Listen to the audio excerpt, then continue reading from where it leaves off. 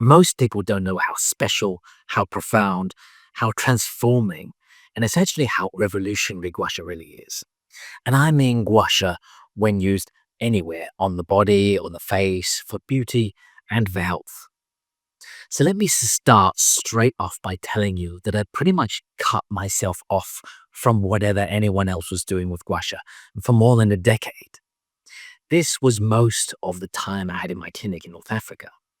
In fact, while I often look at research coming out of China and other countries, I still know very little about how exactly other people use gua sha on the face and the body. Occasionally, people tell me, or I come across something, and then I realize just how different what I do really is.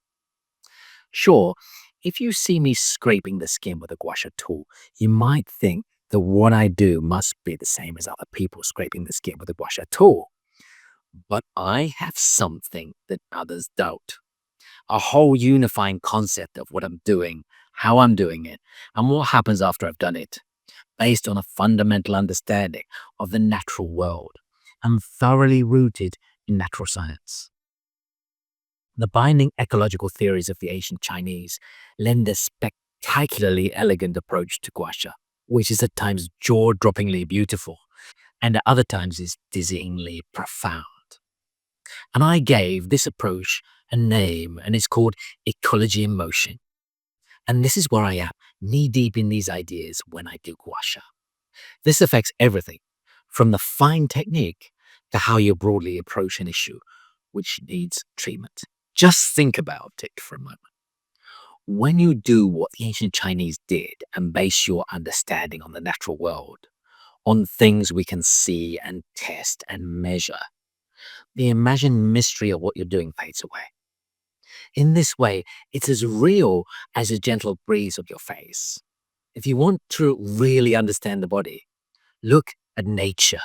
We don't stand apart from it. We are it. And it's not some theoretical abstract.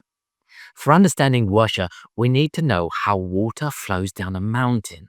We need to know how plants develop from a seed. And we need to know how our environment affects us.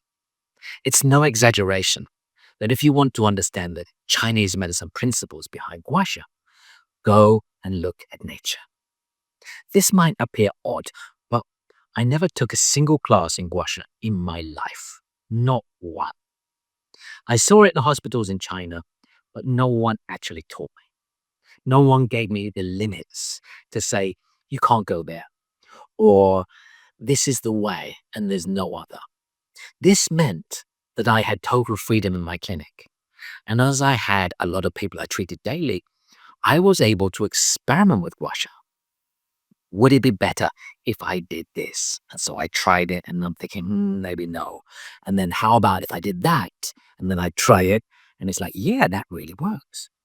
As an acupuncturist, I'd learn something and then think, I wonder if I can apply that same thing to gua sha. And then I did.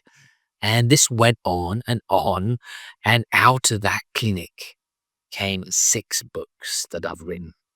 One thing that I don't do is I don't train teachers. People ask me all the time if they can join my teacher training course, but I tell them I don't have one. That's not how it works. If it were that simple to be a teacher of ecology and motion, then what I would pass on to you would have a lot less validity. In my world of EIM gua sha as ecology in motion gua sha, it should be hard to be a teacher. I didn't start teaching until I've been doing gua sha for 18 years. And I still only understand a fraction of what I need to. The more I learn, the more I know what I don't know. So you will find me training some types of teachers though. And this is in the gua sha project. And this is part of my global gua sha vision, where communities take ownership of the knowledge of gua sha for the betterment of their health, wellness, and beauty. And they use specific knowledge to train others in their community. And they then in turn teach others. And for this, they pass on knowledge about gua sha, which as treatment therapy, it excels at. So things like helping to ease febrile conditions, for chest tightness, and alleviating digestive discomfort.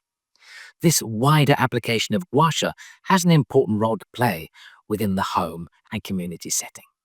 I used to have little confidence in what I developed, and I kept it for myself for such a long time.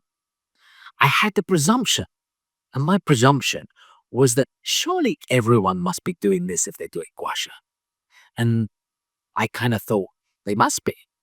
But slowly it dawned on me that maybe they're not.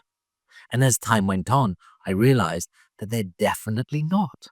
And then I started to hear things that I didn't think were actually true.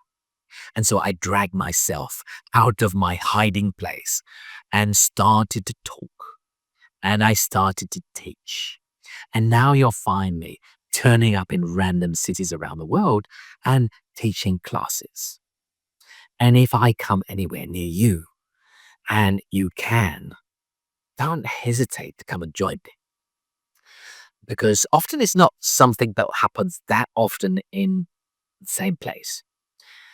But with gua sha, if I can physically show you how to do it, it's so much easier to help you to learn. So I know that I'm coming from another direction from everyone else. And I don't want to be misunderstood. My approach to gua sha is not to put other people down and be particularly negative, telling them that they're wrong. So this can be a pastime for some professional therapists, and it often appears not to be a healthy, thriving way to approach life. After all, there are many things that people do which actually help people. So rather than focusing on any perceived fault of the actions of others, I'd like to shine a light the other way round to me and where I'm standing instead, because that's where I want you to be. I want you to not just be lying on your bed looking up at the ceiling, but I want you to go through the roof.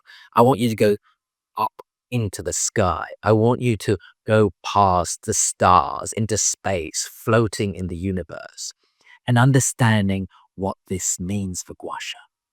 I want you not just to be in your garden or local park, but in the deepest forest, marveling about the mycelium roots underneath and understanding what that means for facial gua sha.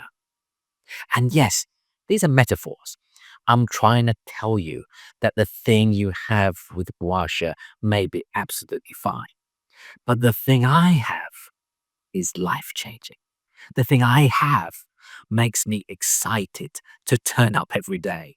The thing I have opens so many other doors, not only within gua sha, but health and beauty. And for many people, helps them understand the whole meaning of life. So you'll hear me talk about the revolutionary nature of ecology in motion. The reason for this is that it has foundations in the natural world.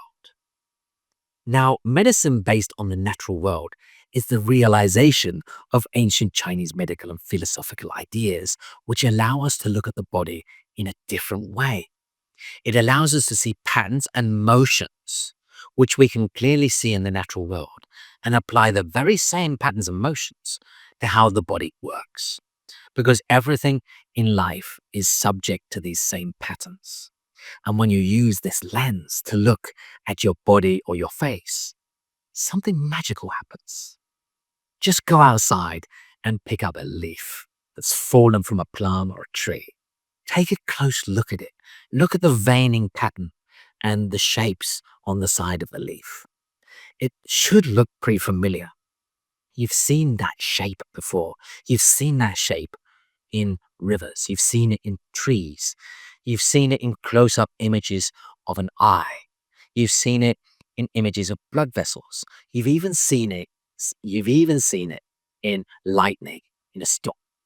And believe it or not, in that little leaf that you're holding in your hand, you have a complete explanation of the patterns of the body, the universe, and exactly how gua sha and facial gua sha work.